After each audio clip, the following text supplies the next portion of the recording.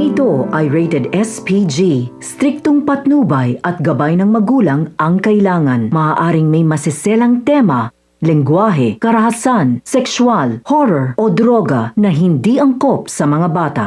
Magkakaroon nga ng malaking gulo sa bahay nila Vivian dahil sa biglang ang pupunta dito ang pinagkakautangan niya ng malaki na si Marcelo. Dito nga ay galit na sasabihin ni Marcelo kay Vivian na lumampas na nga daw ito sa petsa ng dapat niyang bayaran sa kanyang utang. Kaya naman ay malalagay nga sa peligro ang buhay ng kanyang mga anak dahil sa kung hindi nga daw siya agad makakapagbayad, ay papatayin daw niya ang mga ito at uunahin nga daw niya ang artista niyang anak na si Venice.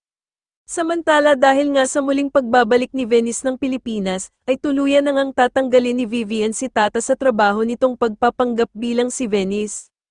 Kaya naman ay uuwi na nga si Tata sa kanilang bahay kasama ang kanyang pamilya, at dito nga ay daladala niya ang tseke na nagkakahalaga ng 5 milyon.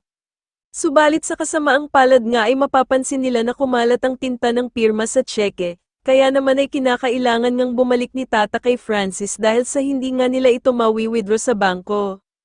Sa kabilang banda naman ay ipapatawag nga ni Sir Gov sila Francis at Venice, at dito nga ay sasabihin niya sa kanila na pinaplano daw niyang isama ang batchoy sa buko sa kanilang main menu.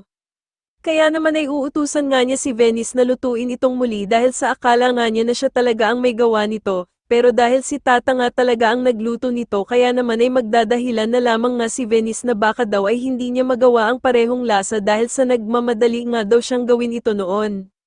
Subalit agad namang sasabihin ng ina ni Francis na paano daw niya ito malilimutan samantalang sinabi nga daw niya na recipe ito ng kanyang lola.